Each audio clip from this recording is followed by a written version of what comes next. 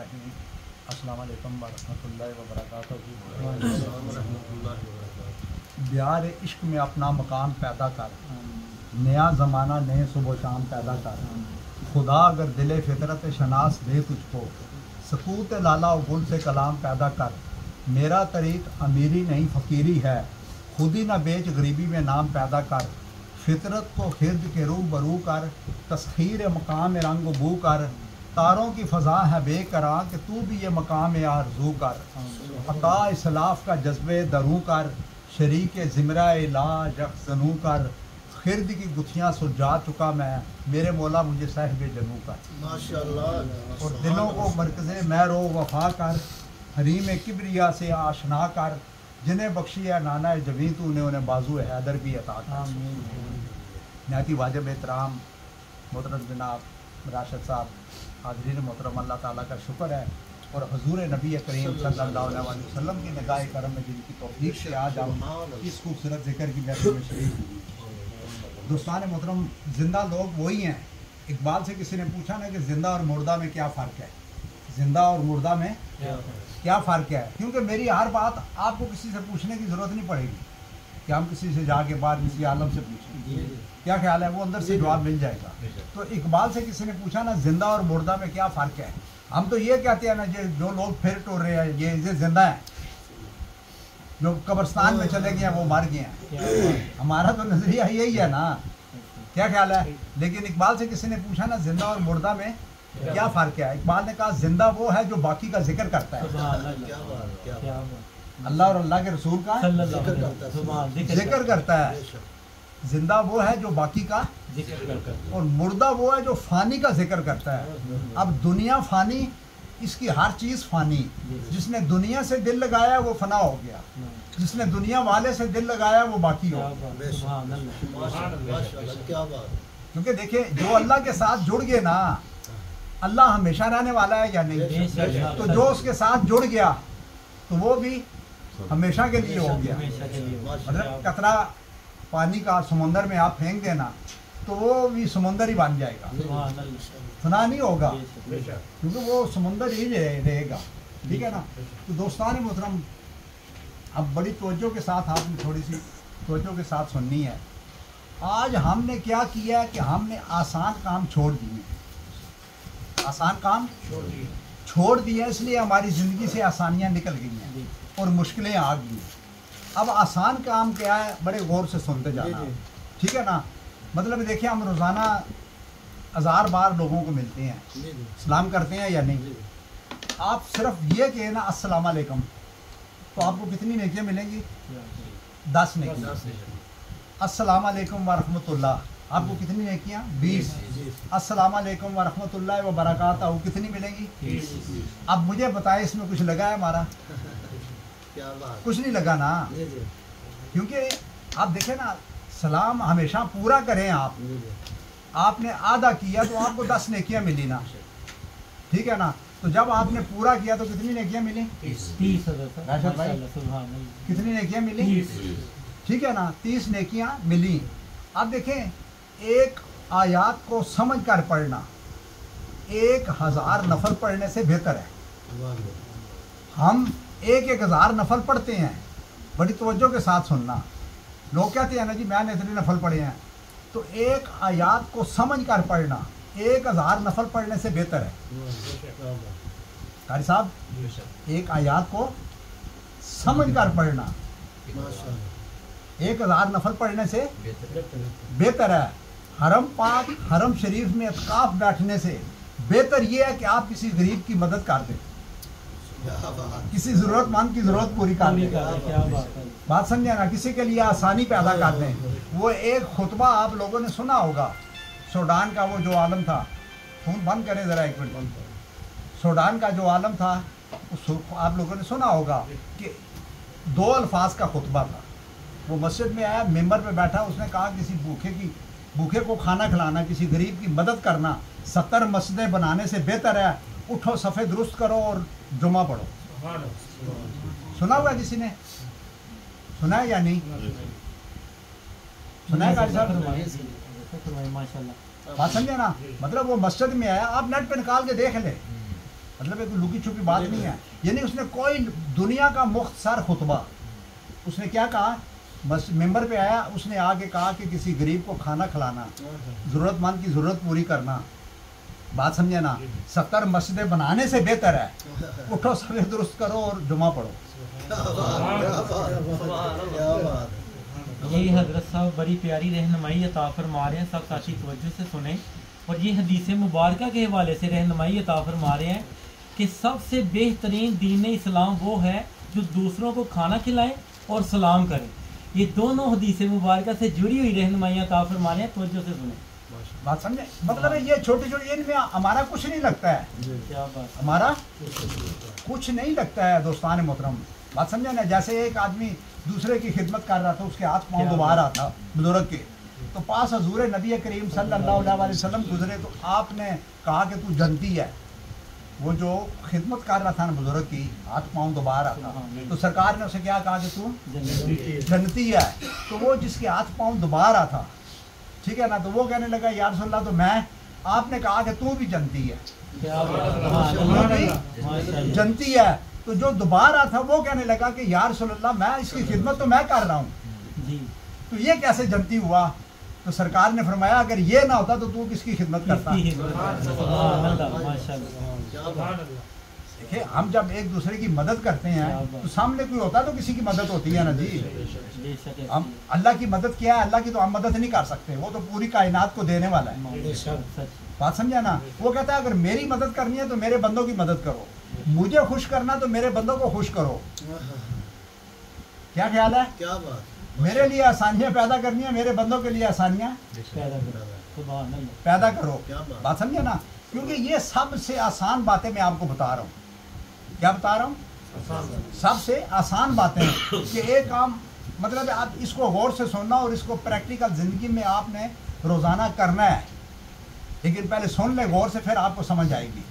پائی پیسہ نہیں لگتا, لیکن اس کا اجر اور ثواب میں آپ کو ساتھ بتاتا جاؤں گا, ٹھیک ہے نا.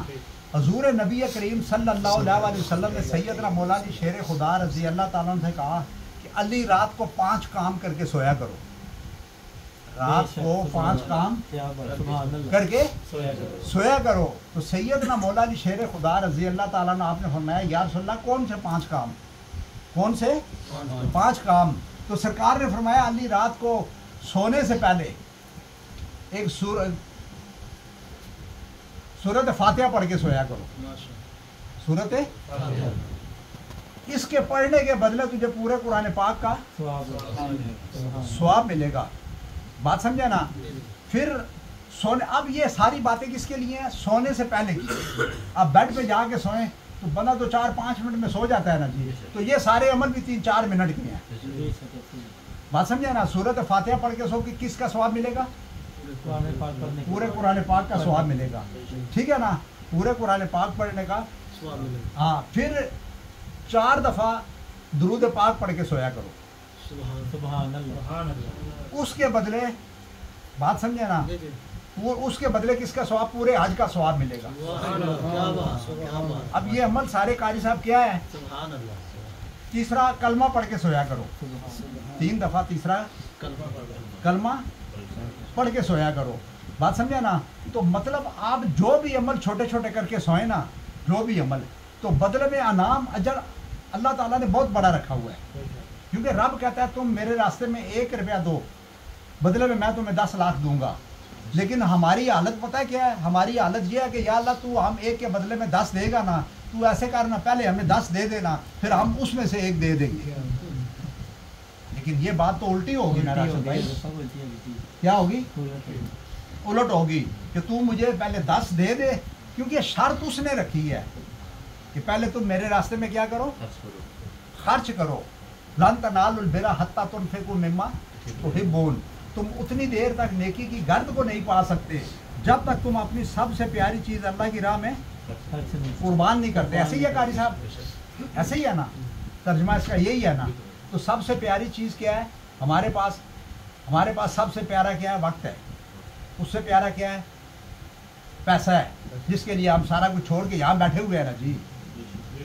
کسی بندے نے مانگنے والا کوئی آیا نا, تو اس نے اللہ کی راہ میں, اس کے پاس 2 درہم تھے, 2 درم تھے, اس نے 2 درم نکالے, دیکھا 1 درم بڑا صاف تھا, چمک رہا تھا, 1 درم ذرا میلا تھا.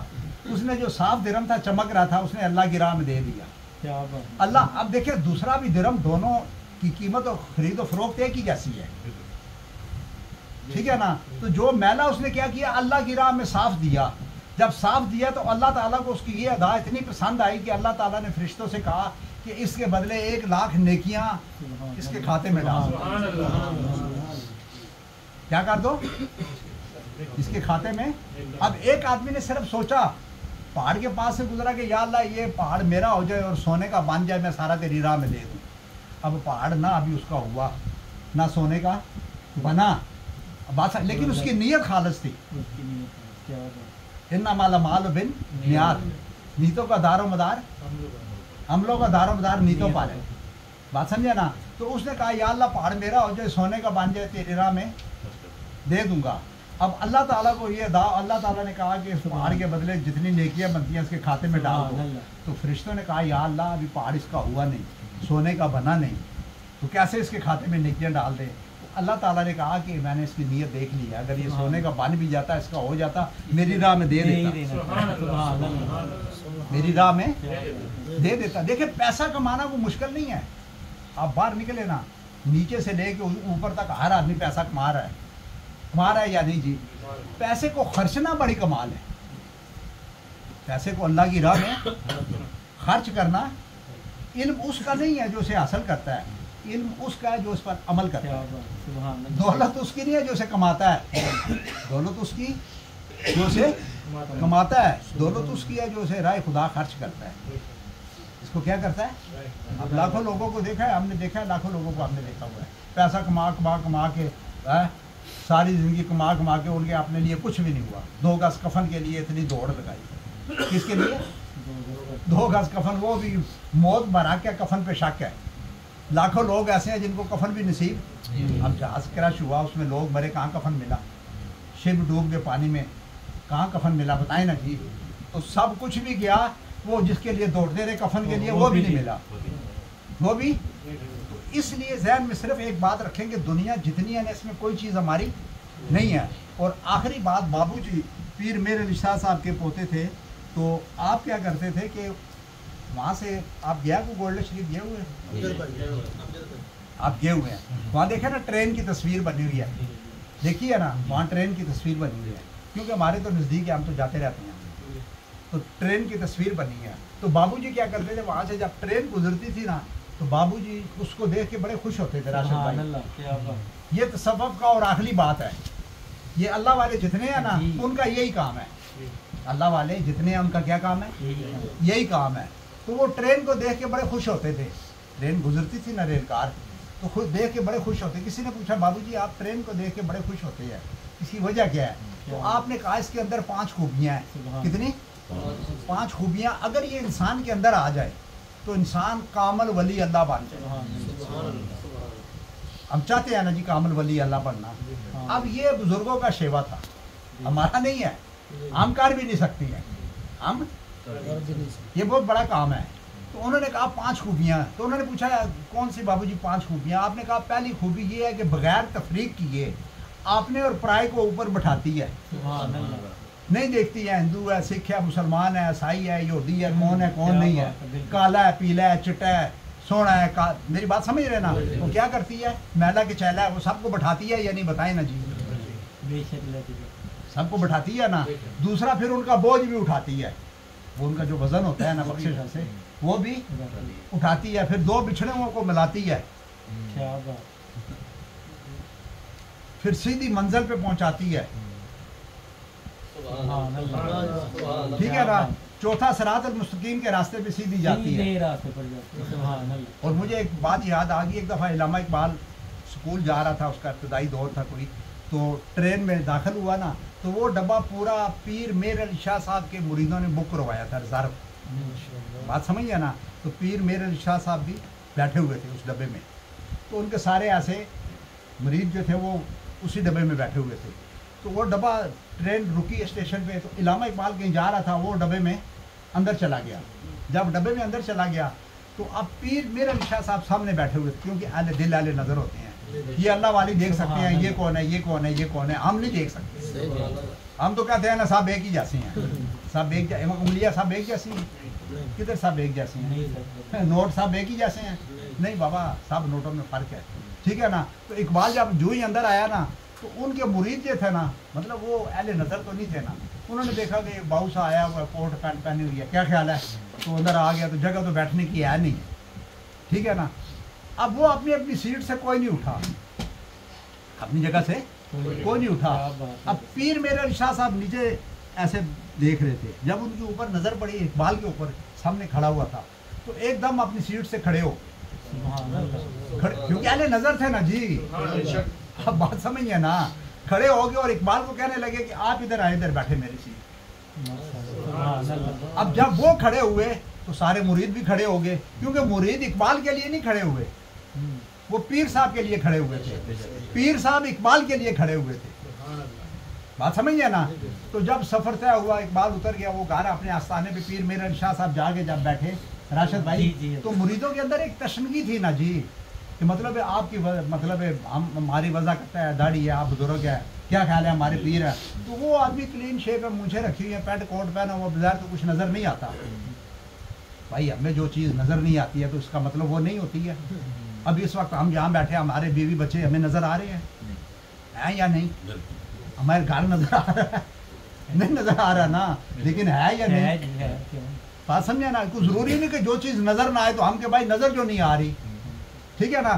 تو انہوں نے کیا کیا، وہ جب جا کے آستانے پہ بیٹھے پیر میرے علی شاہ صاحب، تو ان کے مریدوں نے پوچھا کہ آپ پیر صاحب اس کے لیے کیوں کھڑے ہو گئے، اس کے لیے کیوں کھڑے ہو گئے؟ تو پیر میرے علی شاہ صاحب نے جو بات کی، بس اس پہ ختم کروں گا. پیر میرے علی شاہ صاحب نے کہا کہ یہ بندہ وہ ہے کہ ایک وقت آئے گا اس کو ساری دنیا مانیں گی، ہمیں کوئی مانیں گے کوئی نہیں مانیں گے، ہمیں کوئی مانیں گے کوئی نہیں مانیں گے، لیکن اس کو ساری دنیا مانیں گی. بات سمجھا نا. تو اٹھ کے اب بزم جہاں کا اوری انداز ہے، مشرق و مغرب میں تیرے دور کا آغاز ہے، اور قوت عشق سے ہر پست کو بالا کر دے، دہر میں اس میں محمد سے اجالا کر دے.